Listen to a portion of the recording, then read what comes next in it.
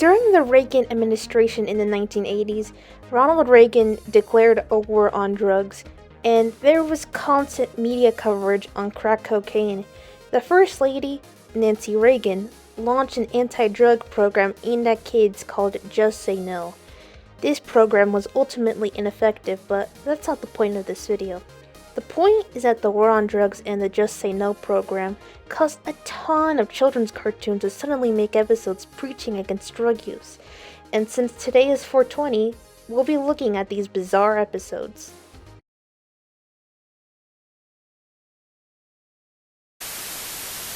First off, He-Man had 2 episodes about this. The first one was A Friend in Need. Like other episodes that you'll see in this video, this episode introduces a character who shows up once and never again just so that they can get hooked on drugs. In this case, it's Teela's friend, Elena. The episode's conflict is sparked by Elena wanting to be strong like Teela. Jarvan, the villain for this episode, disguises himself as an old woman and offers her a potion that makes her more powerful, but she later feels tired and impulsive. She summons the old woman for another potion, which makes her airheaded and talk fast. Oh, I'm fine. I'm just terrific. In fact, I feel so good, I think I'll do something I've always wanted to do. I think I'll take my father's air car for a ride. Wanna come? Really giving off the impression that she's high. And she makes the poor decision to drive the air car without knowing how, almost killing herself and Adam. Thankfully, he transformed into He-Man. Feeling bad, she asks for a potion yet again, but this time the old woman demands she give her the transmutator. After feeling conflicted about it, she gives the transmutator to Jarvan. He uses it to shrink the palace. Adam transforms into He-Man to fight Jarvan and prevent the palace from shrinking. Elena confesses that Jarvan gave her the potions that made her act irrationally, and the episode enters preachy territory since He-Man calls the potion a drug. He made you dependent on some kind of drug. How subtle. Jarvan is sent to the prison mines, Elena gets a self-esteem boost, and everyone is happy. The end. But wait, there's a moral segment where He-Man goes, drugs are bad, okay? In today's story, Elena tried taking a magic potion which she thought would help her. Well, she found out there aren't any magic potions. And you know what? There aren't any magic drugs either. I find He-Man's wording in this segment to be sort of strange.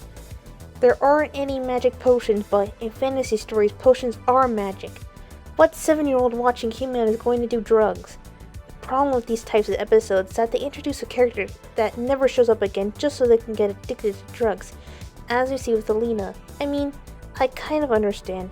We wouldn't want to see the Giga Chad role model do drugs since that would be out of character, and He-Man knows better than that. But it's just a waste of a character that could be interesting and fleshed out more if they appear more often. Besides the addict, the episodes tend to introduce a villain who aggressively tricks the throwaway character into doing drugs. Real-life drug dealers don't behave like that, especially in broad daylight where they could easily be caught. In reality, people get addicted to drugs because of their peers, not because a random person offered it to them. It's like how those stranger danger PSAs, one of which He-Man also did, ignore the fact that children tend to be abused by those they know and trust, like family and teachers. The second episode is The Eternia Flower. In this episode, 2 kids named Jono and Chad visit Castle Grayskull. Jono appears for the first and only time, while Chad previously appeared in another episode, so he's not a throwaway character. Count Marzo, the villain of this episode, who's also thankfully not a throwaway character, gets Jono hooked on a dangerous flower drug with the intention of making an army of addicted children so he can take over Eternia. Jono, who was on his way to receive a Boy of the Year award, experiences the drug's effects and makes the poor decision of trying to climb a wall, but luckily, He-Man saves him. Teela, Adam, and Orko discover the drug and realize that Count Marzo is responsible. They chase Marzo as he kidnaps Jono and Chad, who is using them and other kids to build an army. Chad, much to Jono's horror, also takes the drug and collapses.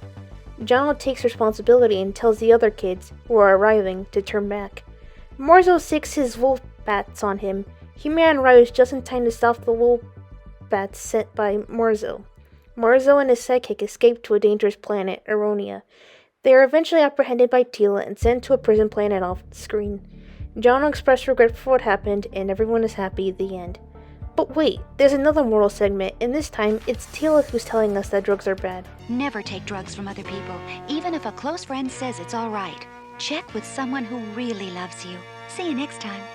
Alright, I have to give her credit for addressing the people you know, like friends, can pressure you into doing drugs. This episode is an improvement over A Friend in Need. It's still unsubtle, no doubt about that, but not all of the characters are throwaways, and I feel like Jono being a teenager and an older brother makes this more relevant for the target audience, since a kid's older sibling could do drugs. And again, Tails' moral segment was good because it acknowledged that friends can pressure you into doing drugs. However, it's never explained how Jono met Count Marzo in the first place. The Littles' Prescription for Disaster. The Littles is a cartoon based on a book about, you guessed it, little people. It was one of the first cartoons made by Deke, along with Heathcliff and Inspector Gadget.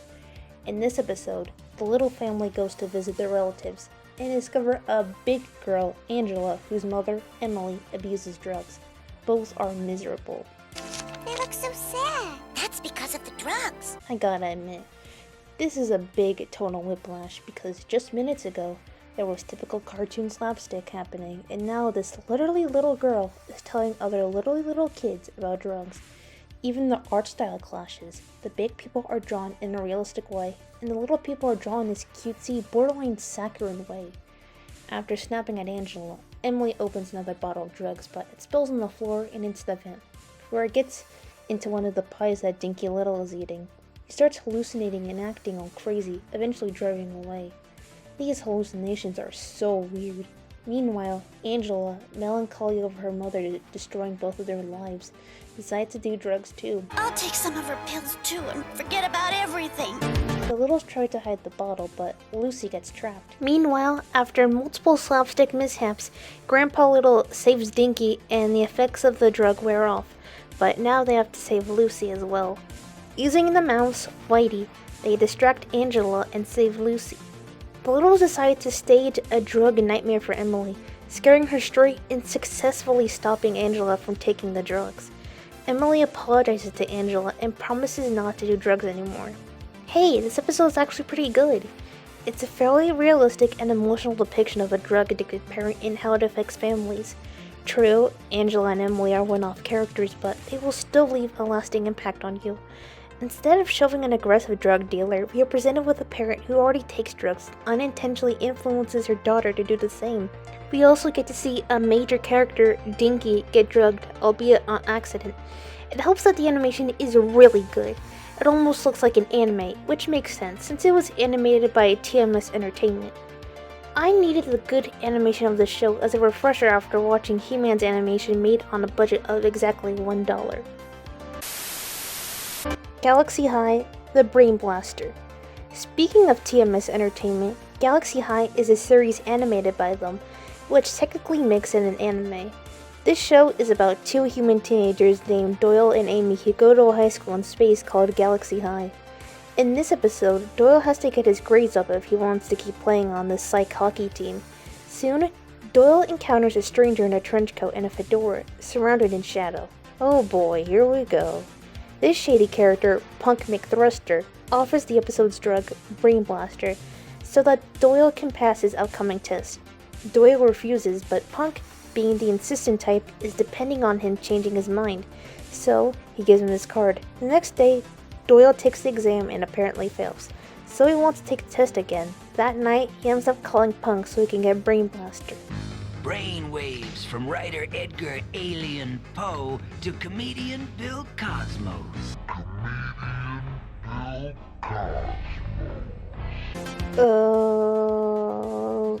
Anyways, Doyle takes the drug and feels awful afterwards, but the drug does help him pass the test this time. Doyle goes back to Punk for more drugs for another test, but this time Punk gets aggressive by saying that it's going to cost Doyle, taking his entire wallet and guilt-tripping him. The next day he passes the test, but starts acting strange, and you can see bags under his eyes. Doyle goes back to Punk again for more drugs, and this time gives away all his possessions. Doyle starts getting numb to the drunk's strength and begins acting even stranger. Amy starts to get worried about him. Doyle goes back to Punk yet again to take more drugs just for funsies, but this time it costs him as much as a space car, so he steals Amy's car. Doyle gets really messed up after taking another brain blast, and it's affecting his psych hockey performance. Doyle asks Punk for a blast one last time, but he doesn't have any more, so he tells him to go to South Andromeda, a sleazy place. Doyle's friends find out that Doyle has gotten addicted to drugs and has gone off to South Andromeda. Once he gets there, he finds another drug dealer with a trench coat in a dark alley who charges him 200 pizzas for a brain blast. Luckily, his friends save him and take him back and admonish him for doing drugs. They take him to the Psych Hockey Championship, where Doyle wins without the use of drugs, and apparently his opponent used the brain blaster to win, disqualifying him. Doyle learned his lesson, Punk gets arrested, everyone is happy, the end. Alright, first off, the animation is really good, but that's obvious since it's animated by TMS. I liked that they had one of the main characters become an addict instead of a throwaway character for once. And it is relevant, since high schoolers are pressured to do drugs. No, not by trench coat wearing guys in dark alleyways, but by peers. This characterization of Punk is what makes the episode fall flat for me. That, and even if you took out the usage of the word drug in the episode, I'm telling you, South Andromeda is going to the drugs. It could easily just be an episode about cheating since, using steroids to win games is cheating. Defenders of the Earth, The Deadliest Battle.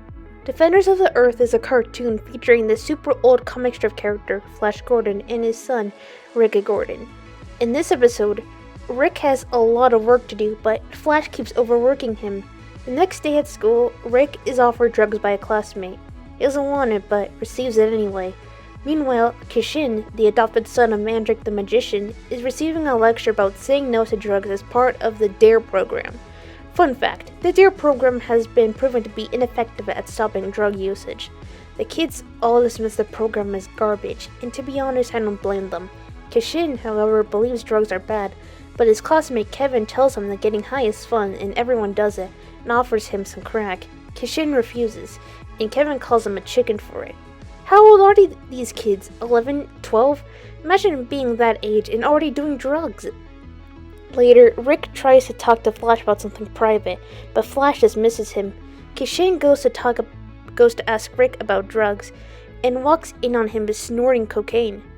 Ming the Merciless starts attacking their volcano home base or whatever, and got past their early warning system because Rick didn't finish installing it. Flash isn't too happy. Kishin just stands there watching Rick do drugs, doesn't think for a second to tell anyone.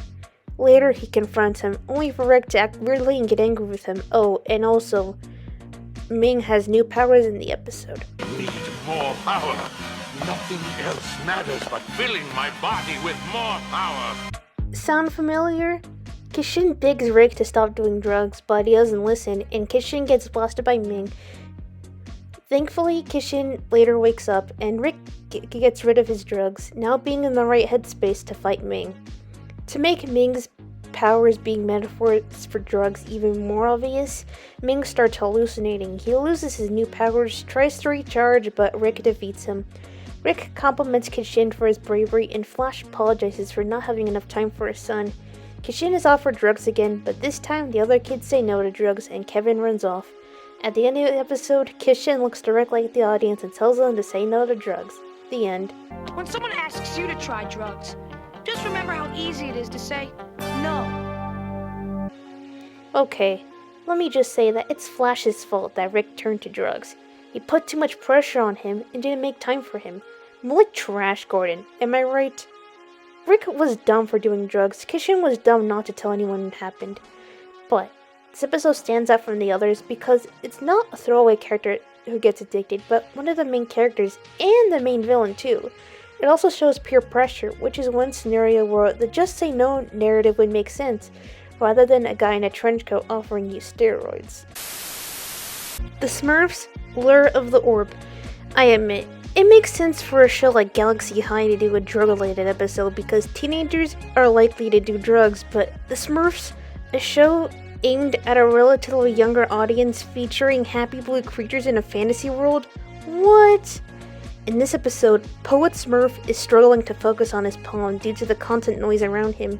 Seeking solitude, he ventures into the woods only to find more noise. Suddenly, a witch named Allura appears in disguise and offers Poet a magic orb. Intrigued, Poet touches the orb and finds inspiration to complete his poem. Allura encourages him to share the orb with his friends. The Smurfs visit Poet and notice he needs a break. Poet shows him the orb, and despite Smurfette's warning, they decide to use it. The next day, the Smurfs exhibit erratic behavior due to the influence of the orb. They even look terrible, as they all gain bloodshot eyes. Papa Smurf suspects foul play, and Hefty, being a narc, tells him that the orb is to blame. Considering the situation, Papa Smurf confiscates the orb. Later, Handy retrieves the orb and the Smurfs use it again, unaware of Allura's sinister intentions. Their dependence on the orb grows, leading Hefty to dispose of it. Papa Smurf commends the decision as the orb was negatively affecting them. Poet and the Smurfs go to Allura to get another orb. Then she reveals her true nature and enslaves them. Hefty saves them, and in a final act of bravery, Poet shatters the orb to rescue Hefty. The Smurfs learn their lesson, Poet writes a poem about the experience, and to punish Allura, Jokey transforms her into a toad. The end. Okay, so this episode is slightly more subtle than the other ones, in that it doesn't outright say the word drug, but it's very obvious that the orb is supposed to be a stand-in for drugs. Poet Smurf isn't exactly a throwaway character, but his appearance is so generic that he doesn't look different from any other Smurf. I actually forgot he existed until I watched this episode for the video. So the conflict doesn't happen to anyone we would immediately recognize or care about, like Brainy, or Smurfette, or Clumsy. Rambo, the Force of Freedom, just say no. Oh, how subtle. Okay, who thought it was a good idea to make a children's cartoon based on an R-rated movie about a Vietnam War veteran with PTSD? Anyway, in this episode, Rambo reunites with his old friend Chopper, who I can already tell never appeared before or after this episode. His son Johnny is behaving strangely. During dinner, Rambo learns about a series of robberies in the neighborhood, and Shinji here suspects Johnny's friends. When a gang targets Johnny, Rambo chases them and overturns their car. He saves one of the thugs and interrogates him. Start talking or I'm gonna throw you back into the water and feed you to the fish! Jeez, Rambo. I haven't actually seen any of the Rambo movies, but I can tell that this is pretty in character for him. I still don't understand why they decided to make it into a children's show. Later, Rambo confronts Johnny about the incident, and Johnny denies involvement while Rambo accuses him of drug use. Johnny, you're too smart a kid to be wrecking your life like this. Taking drugs, dealing. Drugs weren't hinted at in this episode until this scene. It feels like it came out of nowhere. This episode could easily be about gang violence instead. Johnny protests that all the other kids are doing dope. Suddenly, Johnny goes unconscious from overdosing and is rushed to the hospital. Rambo urges him to quit drugs and tells Johnny's friend Roger to track down the dealers. You can help me find the pushers selling dope to the kids. And you can tell your friends they don't have to do drugs. They can just say no. Roll credits. Meanwhile, TD, one of Rambo's allies, tells the school football team that drugs are bad, okay? And good athletes don't do drugs. Roger and Kat, another one of Rambo's allies, spy on people to find the pusher and identify a bookworm on the bench who is the pusher.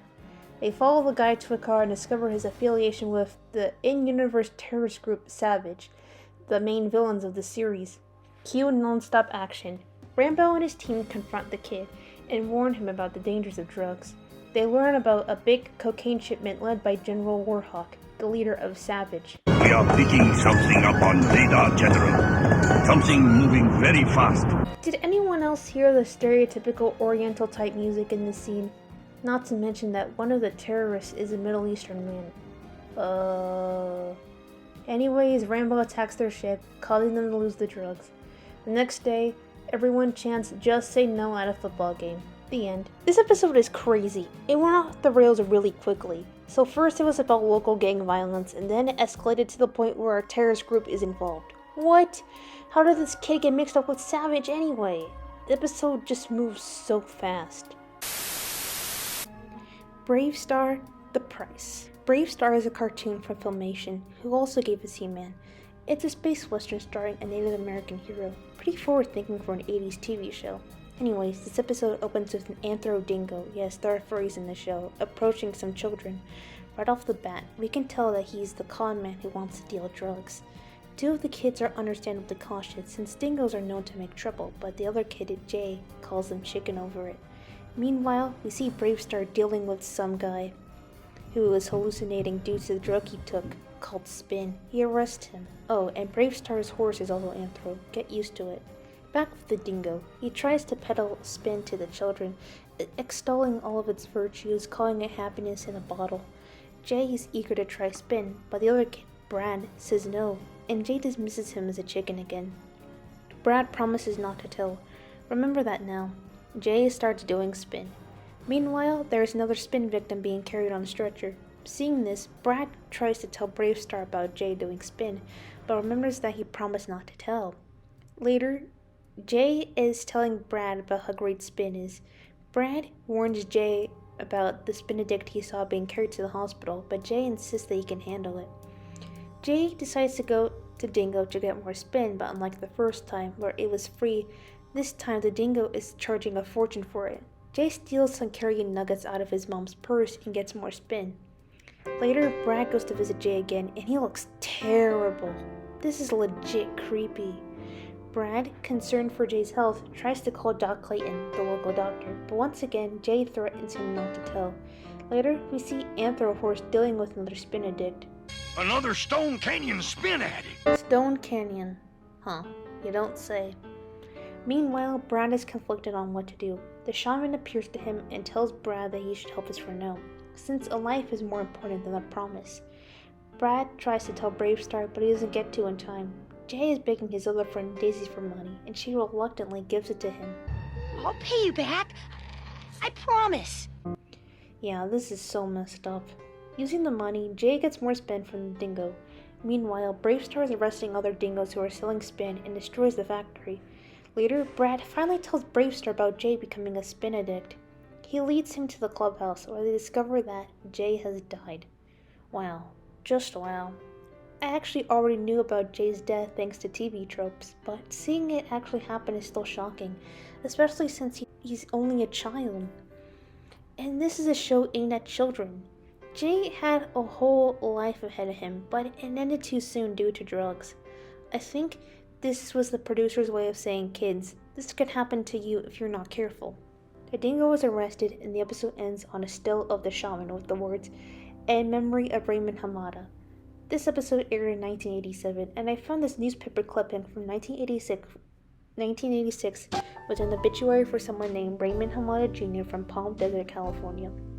The Filmation headquarters was also in California, so I think this was the same guy. His obituary didn't state the cause of death, but given the episode's subject matter, I bet he died from drugs, and that's why this specific episode was dedicated to him. After that, we get a PSA from Bravestarr warning the audience about the dangers of drug use while hanging a wreath on Jay's grave.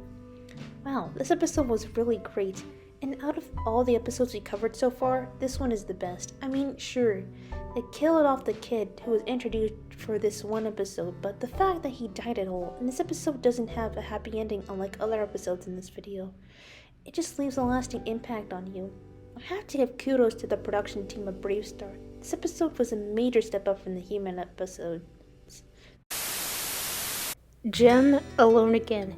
Jem is a cartoon about an idol singer living a double life. It was Hannah Montana before Hannah Montana. But don't be fooled by the show's glitzy exterior. The show tackled dark topics all the time.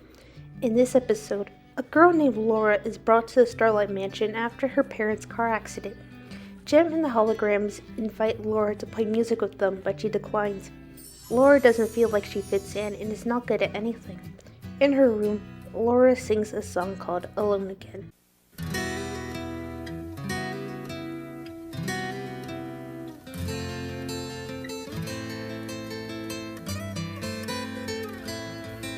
Alone again with my guitar, alone again underneath the lonely stars. I see some friendly faces, they smile at me, and then, just like every other time, I'm alone again, all alone again. Jem overhears her and suggests she play with the holograms in concert. Laura initially declines, but agrees after being called a chicken by Kimber. I'm getting deja vu. Forget it, Jim. She's chicken. Ha! I knew it! You chicken. You chicken or something. Meanwhile, Laura meets a guy named Bobby who sweet-talks her and offers her pills to enhance her music. Reluctantly, she takes them and experiences hallucinations, believing that she can fly. Jerica saves her from jumping off the roof and realizes Laura has been doing drugs. Laura rejects Jerica's help and becomes dependent on the drugs and has conflicts with the other Starlight girls. We soon get another music video featuring the song Nightmare, sung from Laura's perspective. This must be a nightmare. Nightmare, I'm going through a nightmare. What am I gonna do? She steals Jerica's money for more drugs. I'm getting deja vu again, but discovers Bobby with Ashley, using the same seductive words he used with her. Realizing Bobby used her, Laura cries and apologizes to Jerica. Recognizing Laura's drug problem, Jerica suggests group therapy. At therapy, Laura denies having a problem until another girl shares her own experience with addiction. Finally accepting her problem, Laura starts seeking a solution. She tricks Bobby into being arrested and ends the episode by performing a new song called Look Inside in concert with the holograms. If you want to know where the answers reside, look inside yourself. This episode was actually really great, and it's because of the characters. We have Laura, who is in a vulnerable place that I'm sure many children can relate to, being preyed on by a womanizer at school and made to do drugs. Bobby saw this poor girl and recognized that she needed kindness, used his charisma to deceive her, and probably many other girls as well. We saw him try to do it with Ashley. This is what makes the episode stand out from the rest, as it showed what a drug dealer might actually be like. Another great thing about the episode is that it doesn't really use the just say no message. Instead, it emphasizes getting help and support in dealing with a drug addiction. And this, my friends, is why Jem is objectively the best merchandise-driven 80s cartoon. I mean, yeah, I loved it when I was little and would often watch it when it aired at like 7 a.m. on the Hub, but it holds up really well. The Flintstone Kids Just Say No special. The Flintstone Kids is exactly what it says on the tin. The Flintstones characters as kids, and boy is this episode a trip. In this episode, Fred, called Freddy in the show, Barney and Betty want to get tickets to a Michael Jackstone concert, along with their friend Philo Quartz, who is created specifically for the show, so they want to go ask Wilma for ideas on how to raise money. However, they find out that Wilma has joined a gang of cool kids, created specifically for this episode. Is it just me, or is this outfit super inappropriate for a child to be wearing? How old are the kids in this show anyway? Anyways, the leader of the cool kids named Stoney arrives. Stoney? Hi guys, Peter Griffin here to explain the joke. You see, Stoney's name is a double reference to the fact that he is a drug dealer and that the Flintstones takes place in the Stone Age and everything is a rock reference. Anyways, Stoney shows up and is acting strangely, but he claims he's never felt better. Yeah, right. He shows a joint to the other kids. Their reactions are priceless. Is that marijuana? Oh, yep. Bro thinks he's Big Macintosh. I can't help but laugh at this. It's just so ridiculous. Stoney offers her the joint, but Wilma leaves. But no excuses next time. Jeez, this kid looks horrible. Wilma goes back to her real friends and tells them about the drugs. Freddy boasts about how his cousin in Holly Rock is in a Just Say No club. Very subtle.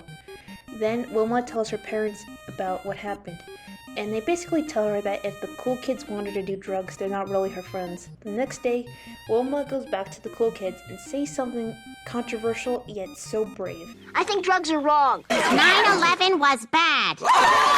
Wilma is kicked out of the cool kids, but she doesn't care and goes back to her old self and her real friends. She joins in on their idea to raise concert ticket money by washing people's pets, and also wants to set up a Just Say No club. You also get a song by LaToya Jackson, or should I say LaToya Jackstone. Say no, just say no, say no. This song was specifically written for Nancy Reagan's campaign. Stoney, bitter at Wilma and the others, secretly mixes up the directions with each pet, and now everyone's pets had the wrong things done to them, and they're all mad at the kids and they lose all their money.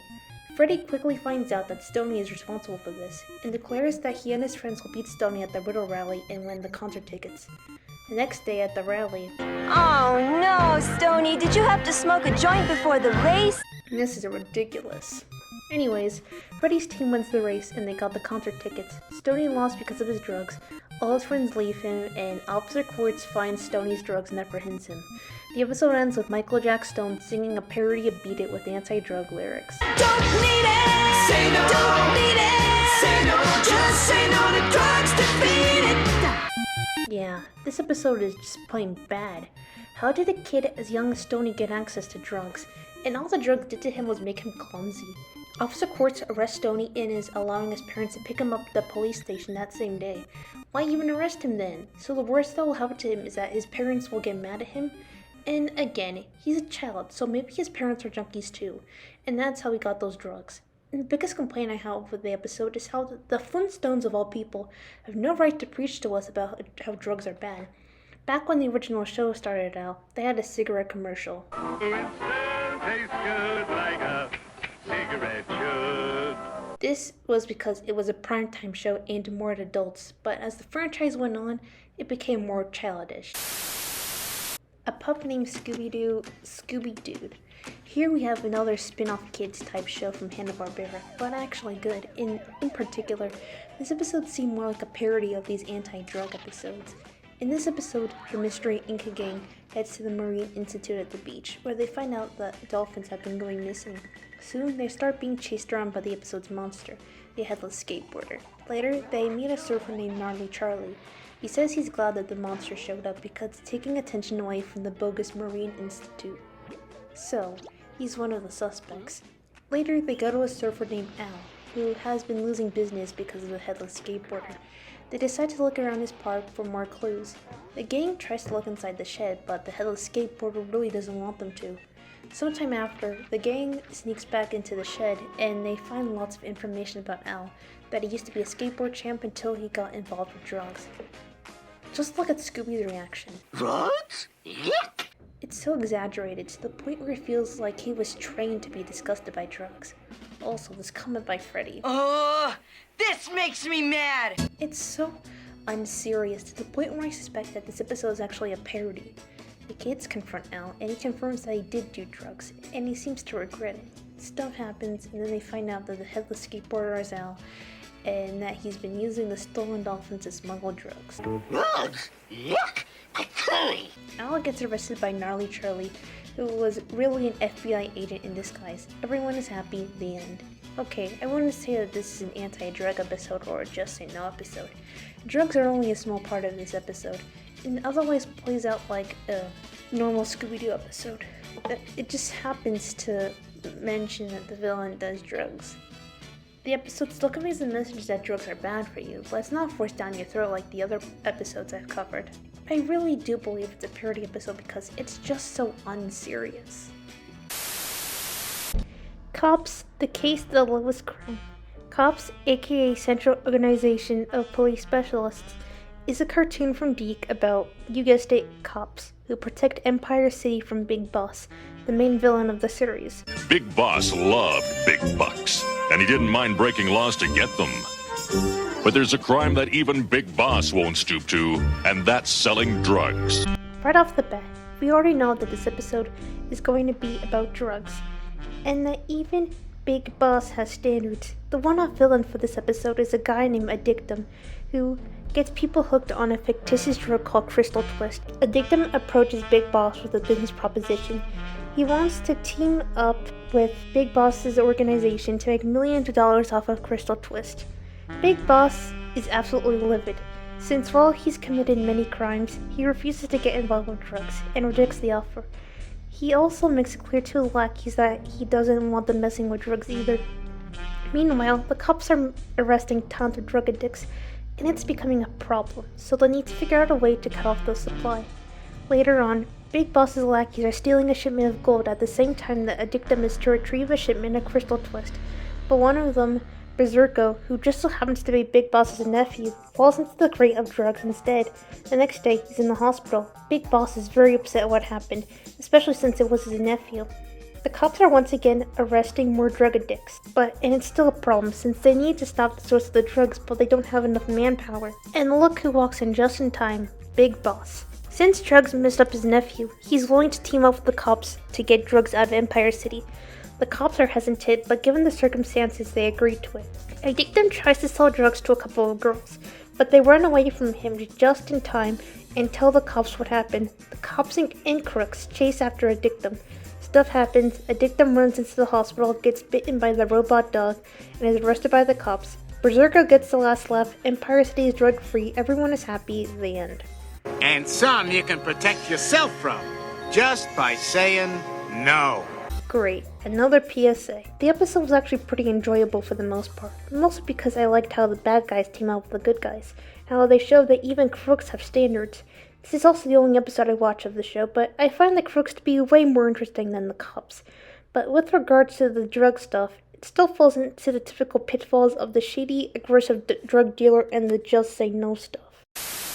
And now, the moment you've all been waiting for. Cartoon All-Stars to the rescue. I'm sure this one needs no introduction. It's the greatest bamboozle of the 20th century. It was advertised as this fun crossover amongst tons of your favorite cartoon characters. Then boom, it was actually an anti-drug PSA. I know I mentioned Reagan at the beginning of the video, but this special came out during George H.W. Bush's presidential term and features a foreword by him and Barbara Bush at the beginning of the special. I remember finding this on YouTube when I was like 6 or 7. I was like, yay, it's a crossover with Smurfs, Winnie the Pooh, the Muppet Babies, you name it. I was very surprised when it turned out to be about drugs. See, in this special, a teenager named Michael has a drug addiction, and it's affecting his relationship with his family, and the conflict of the movie is kicked off by him stealing his little sister's piggy bank. This special is just so weird for multiple reasons. Why would you taint the innocence of the Muppet Babies? They're little babies who like imagining stuff. They have no reason to know about drugs, much less Winnie the Pooh. He already talked to us about stranger danger. I think he's seen enough terrible things. The spectacle of Simon Seville telling us about marijuana is truly something to behold. I hate to suggest this, but my guess would be marijuana. An unlawful substance used to experience artificial highs. Fun fact, this is no longer true as of 2024. This special preaches to us about why marijuana and only marijuana is bad, with a passing mention of crack cocaine. But crack? That's serious stuff. Because opiates and heroin don't exist apparently, but the imagery in the special is so trippy that it looks like it was actually made on drugs. It seems more like Michael, the drug addict of the special, is addicted to LSD rather than weed. In the character's attempts to help Mikey, they come across as more arrogant and mean rather than helpful. Bugs, you have no room to talk. Jeez, and they see drug dealers are the aggressive ones. I would definitely not show a child something like this today, especially since the just say no stuff is ineffective and outdated. All of the characters join together to tell Michael that there's many ways to say no. I've got too much homework! It's rough! What kind of an excuse is that? The song is pretty catchy though, thanks to it being made by Howard Ashman and Alan Menken. That being said, the special does write Mikey's relationship with his family very well. It shows us how parental neglect can negatively affect children. Michael wouldn't have turned to drugs if his father wasn't such a drunk. It shows us that older siblings need to set good examples for the younger siblings because Michael constantly pushes his younger sister away, to the point where she decides that she needs to get high too, just so he can notice her for once. Captain Planet, mind pollution. Captain Planet didn't just talk about the environment, they also talked about other topics, including an episode on HIV. And in this episode, they tackled drugs. The episode starts with a guy selling drugs called Bliss to a kid in an alley. Meanwhile, Linka, one of the Planeteers, visits her family in Washington and notices her cousin Boris doesn't look well. It is revealed Boris is taking drugs. Linka's uncle is unaware and asks her to help Boris. Boris accidentally starts a fire, but Linka uses her wind powers to put it out. Later, Boris offers Linka drugs in exchange for trying out her powers. Linka refuses, but the bag bursts and the pills spill. Boris goes to a dealer to buy more bliss, but realizes he doesn't have enough money. He tells the dealer about Linka's powers, who demands Boris bring her in exchange for a lifetime supply of drugs. Boris refuses. Then he comes home and claims that he has stopped doing bliss, while having something behind him. He gives it to Linka. It's spiked, isn't it? Meanwhile, the Planeteers learn about drug addicts in Washington and suspect Linka is in trouble. They encounter a mob of addicts led by the villain Venomous Scum, who was the dealer all along. They can't summon Captain Planet because Linka is under the influence. Eventually, they rescue Linka and Boris from the addicts. Boris continues using drugs and tragically dies. Linka finds the strength to summon Captain Planet, who defeats Scum.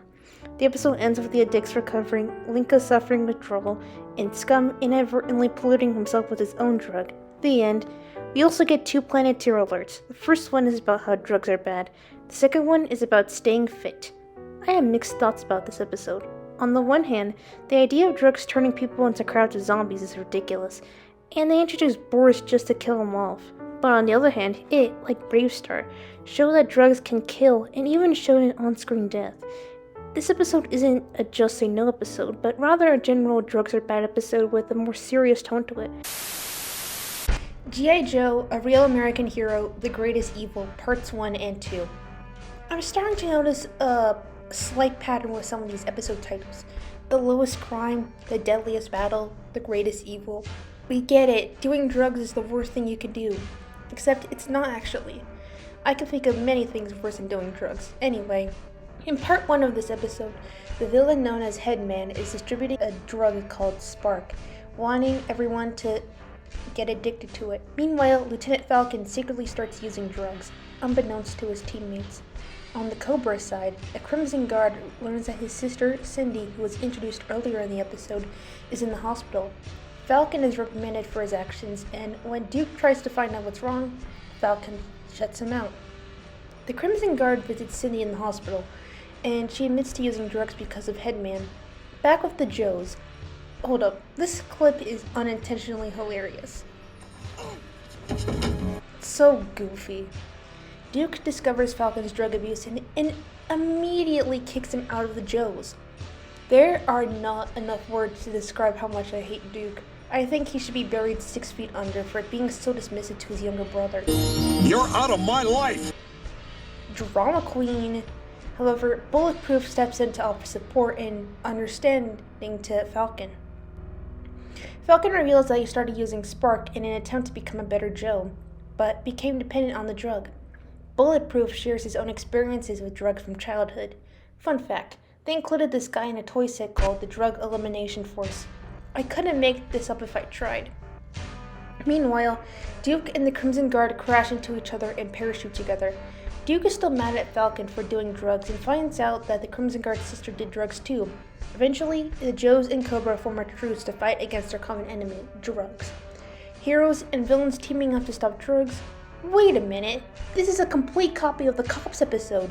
They were even both made by Deke Entertainment and had the same writer. Bob Forward. They attack the distribution house, angering Headman. Part 1 ends with Falcon feeling hopeless and delivering a sincere speech to Cindy, who is then kidnapped by Headman's goons. Duke and Cobra Commander's ship gets hit. Part 1 ends there, to be continued. The episode ends with a phone number for the National Drug Information and Treatment Referral. None of the other episodes in this video did this, so this is actually unique for them to do. Part 2 begins with Duke and Cobra Commander surviving a ship crash. Falcon and Cindy get taken away to the Headman's factory, where the Headman wants them to join his team. I just say no, you disgusting piece of slime! Falcon informs Duke of his location at the factory. Duke starts to show concern for Falcon and plans to rescue him. Falcon and Cindy attempt to escape the factory, while Cobra Commander and Falcon arrive in a helicopter. Stuff happens. Ultimately, Headman turns to Spark in an attempt to defeat his attackers, but ends up overdosing and dying. The Joes and Cobra manage to save Falcon and Cindy, but their temporary truce comes to an end. Cindy's brother abandons her after she refuses to join a life of crime. However, Headman unexpectedly comes back to life and activates the self-destruct button. Everyone escapes the exploding factory, and Cobra Commander discovers that he had actually stolen a bag of newspaper instead of Hitman's money. Duke expresses his pride in Falcon, and Falcon decides to donate the drug money to anti-drug organizations. The episode ends with this creepy end card.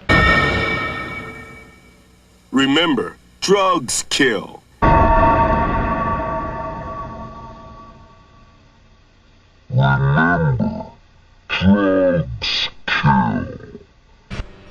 We get the same phone number again, and a disclaimer that says that G.I. Joe is a member of the Partnership for a Drug-Free America. They're the same people who made that This Is Your Brain on Drugs PSA, by the way. This is your brain on drugs. I didn't like this one as much as the Cops episode, and I hated how Duke spent most of the episode demonizing Falcon and never said that he was sorry. I never really watched G.I. Joe when I was younger, but I could immediately tell that they made Falcon do drugs just for this episode, and due to its nature as a Saturday morning cartoon, I can tell that no later episodes will show him recovering. But hey, props to them for actually giving out information about anti-drug organizations. And finally, Pinky and the Brain inherit Louise. And now for the last episode in this video. This episode came way later than the others, as it aired in 1998, whereas the G.I. Joe episode aired in 1991. This episode is also very different from other Pinky and the Brain episodes, as instead of trying to be comedic, it has a relatively serious tone and actually tried to teach a moral. The episode opens with Brain undergoing a painful experiment by a scientist, in which they get him addicted to cigarettes. Pinky is concerned, but Brain denies smoking until he finally admits it, and Pinky is devastated.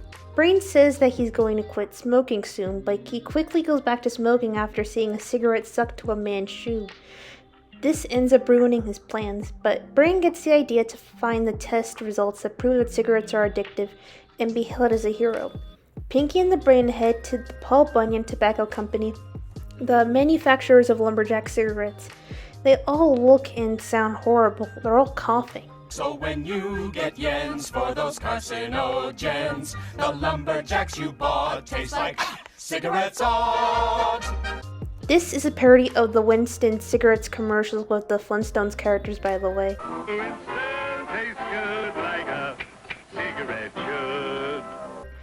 This commercial isn't well received by the executives, so they decide they need a cuter mascot so they can get more people to smoke. Suddenly, the executives find Brain in a can of cigarette butts, and decide to market him as the face of Brainy cigarettes. They decide to market it as smoking makes you smart. Brain goes along with the plan so he can get access to the secret files. Soon, Brain becomes a successful mascot, but the problem is that he's appealing to children who definitely should not smoke. Soon, the tobacco company gets in trouble with the government for targeting their ads at children. Always after my pack of smokes. Now that's rich, cool, smooth flavor. This is a parody of the old cigarette mascot Joe Camel, who underwent controversy because he was popular and recognized among children. And the R.J. Reynolds Tobacco Company was accused of encouraging children to smoke. Pinky is upset with Brain for marketing cigarettes to children. Brain insists that the commercial won't air and that he'll find a way to get the test results, but then realizes that the pieces of the test result papers were rolled into the cigarettes. They find where the research documents are being turned into cigarettes, but they end up on the conveyor belt and rolled into cigarettes. Brain realizes that it's impossible to retrieve the documents, so he decides to quit being the spokesman. But then the CEO of the company, T.B. Bunyan, comes in. Jeez, he looks horrible, and he's only 46. When Brain realizes that his commercial will be broadcasted to the whole world, he uses this as an opportunity to take over the world and make everyone worship him. Jeez, he has the moral backbone of a chocolate eclair. Pinky is rightfully mad at him. During the live broadcast of the commercial, he sees the little kids in the front row, is racked with guilt, and uses this opportunity to apologize for being a mascot, and tells everyone that smoking is bad. We must return to the lab and prepare for tomorrow night. Why? What are we going to do tomorrow night? The same thing we'll be doing every night in the foreseeable future. Trying to quit smoking. Brain is never seen smoking again. The end. Wow, this episode was really great. I didn't expect a comedic show like this one to pull it off so well, but it did. I think it helps that it's not just a no episode and came way later than the others. It also serves as a commentary on animal cruelty and exploitation, since the whole reason why Brain got addicted to cigarettes in the first place is because he was tested on. And that is it for this video. If any one of you watched the whole thing through, I thank you very much. And remember kids, it's not cool to drool in school. See you guys later.